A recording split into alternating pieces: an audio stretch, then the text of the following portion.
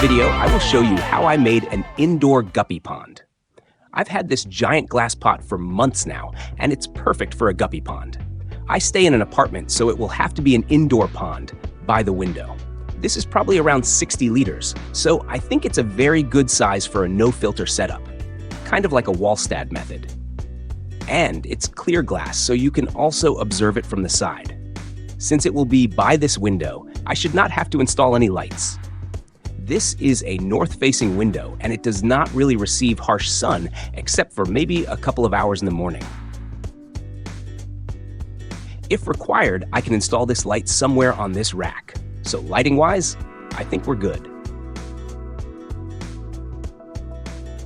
In my refugee tank here, I've got a red tiger lotus, which will look amazing in a pond setup. Hello, refugees. So, this is a bit of an experiment with this potting soil, typically used for gardens. I've seen people using garden soil, so I'll give it a go. This will provide plenty of nutrients in the long run, especially for the red tiger lotus. A big bag of potting soil like this is worth investing in. If you're like me, you can use it for dirted aquariums as well as your regular houseplants. Here is 1 scoop of potting soil. Just pour it into the pot.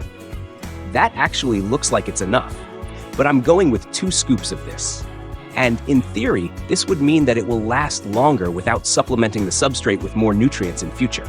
Normally, you would add nutrient tablets or root tabs when the plants start looking drab. You want to break apart the large clumps to make sure that they don't trap air or something. I don't really know how. I watch a lot of MD fish tanks, and this is what he does.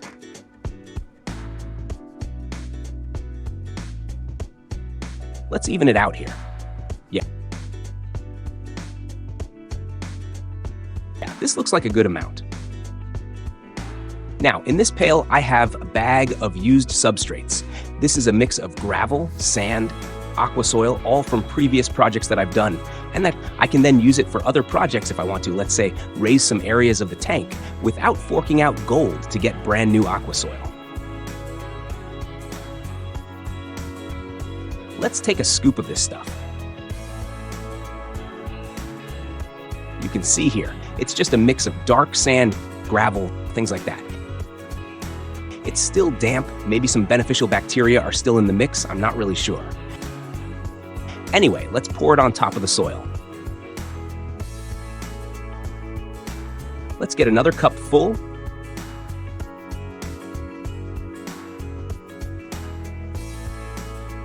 And a 3rd cup. Again, this is used sand from a decommissioned tank. I never throw out any of my substrates. This is like normal grains, natural colored sand. You can see some gray gravel in the mix, but it won't matter too much. When you look in a pond, you'd usually notice the fish and plants.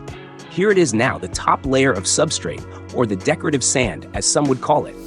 This will keep the nutrient layers locked down at the bottom, to minimize the chances of algae issues. I'll avoid using hardscape and try to fill out the space with plants, which will be the filter in this project. I just did something off camera here. I've hooked this Monstera deliciosa to the side of the pot with a wire, so the plant is resting on the rim, while the roots will be submerged when I fill up the pond. This is a hardy climbing plant. They can grow indoors, outdoors, in the soil, or in the water like this. It will massively help use up nutrients in the water. I've prepared dechlorinated tap water here to fill up the pond. I like to do planting with water already filled up. This way, I don't have to worry about the plants drying out. Another reason for doing this is so that any tall stem plants will be upright and not just flopped over. It'll be easier to arrange them this way. I'll also use some of this aged water, which should help in creating a stable environment straight away, since it will be full of organisms and stuff like that. This is my female Betta Hendra. Unfortunately, she's nursing an infected eye at the moment. I've dosed some mild medication. Hopefully, she'll make a full recovery.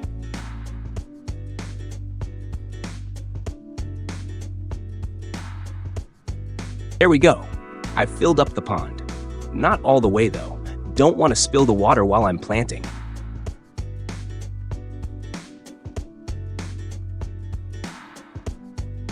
I actually used up half of my old tank water. I apologize, I didn't film the part where I put the plants in. Down the bottom in this area is where I've put the red tiger lotus. You can see the leaves are not doing too well. I'll just trim off the bad ones in a bit.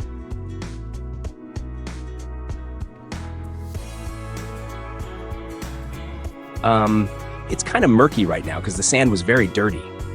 But we can clear that with an internal filter. This big plant is Echinodorus iguazu 2009. It's quite a rare sword plant, and they're supposedly easy to care for. And from what I've read, they can absorb large amounts of nitrates.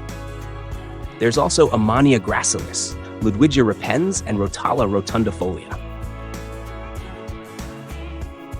Let me put a filter in there to clear it up.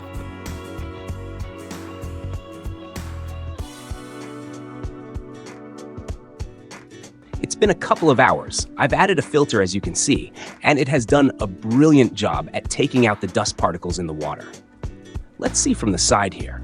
The plants are not fully upright, but they should be by tomorrow. I will remove this filter at some point because I want this to be a filterless pond. We have got plenty of plants to keep the water safe for fish. And these dwarf water lettuce will only help with that. The roots are rather short, but they'll grow back. It'll also provide a bit of shade if it gets too sunny.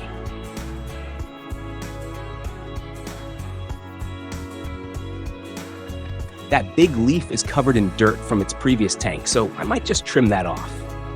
It'll grow prettier leaves, I'm sure.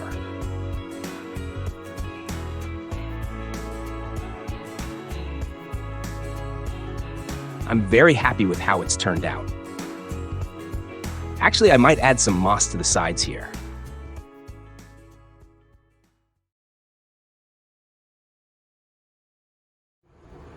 Fast forward a few months. How many months have I set this up? Several months, and the water lettuce have covered the entire surface. No, I removed most of it, but some of them are still here.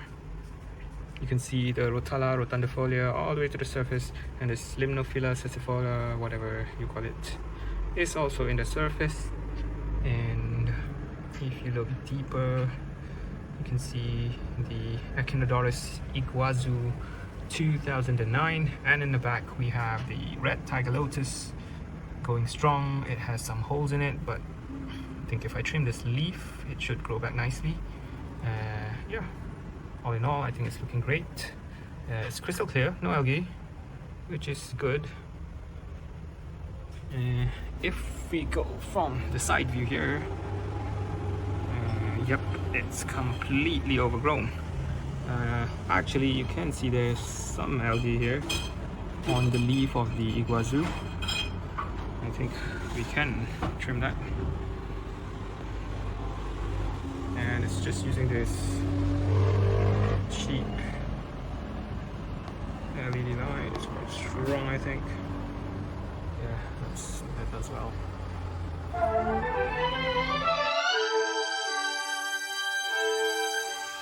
As promised, I added some Taiwan moss to the side of the pond.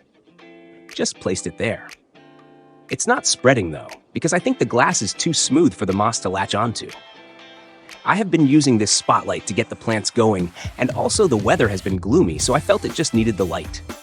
These plants are proudly sponsored by my girlfriend. No, I'm just plant sitting.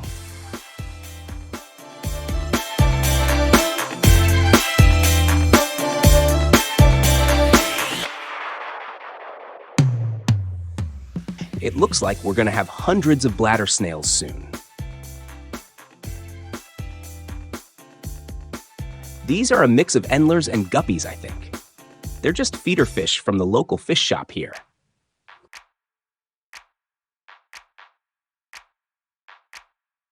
They have been breeding in the short time they've been in here. That's one fry right there being chased by some adults.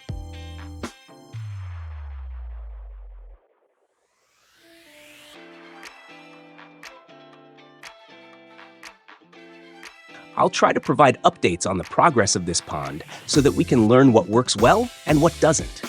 If you've enjoyed watching, please like this video and subscribe to my channel. Thanks for watching, and tank it easy.